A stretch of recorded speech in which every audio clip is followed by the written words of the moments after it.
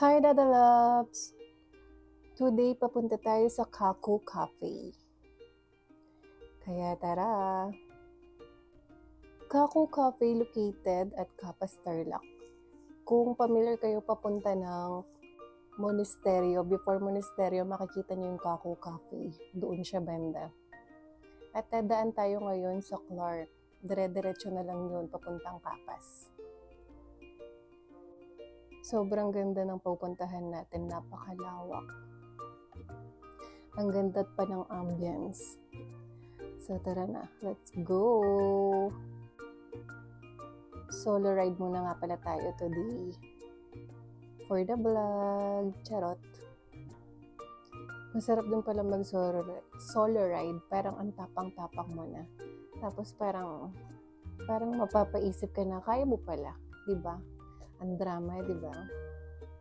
So, ito yung entrance ng Kaku Cafe. Di ba?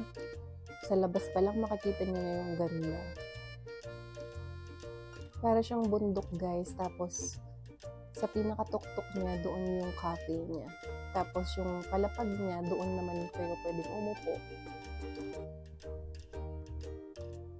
Ito, yung parking for motor, tapos sa kabila naman mga sasakyan. Meron din silang pang-yosi dito.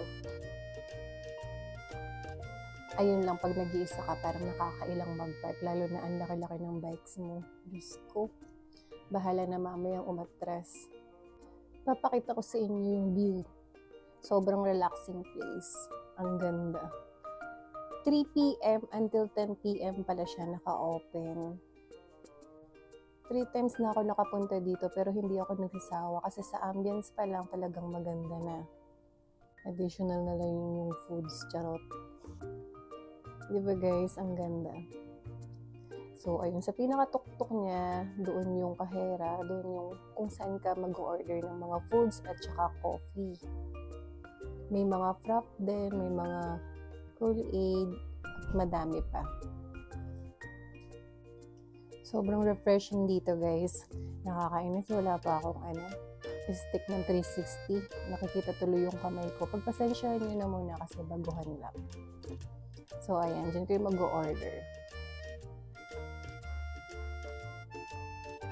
Nag-order lang muna ako ng strawberry cake kasi nga hindi pa ako nagugutom. Gusto ko lang ma-refresh. Pag andito ka, ang sarap mag-inhale at saka exhale. Sobrang sarap dito magtambay. Next time guys, special kayo dito, lalo na sa mga tambay dyan. Worth it kahit medyo malayo, maganda. Lalo na sa gabi, sobrang ganda dito, may LED wall pa.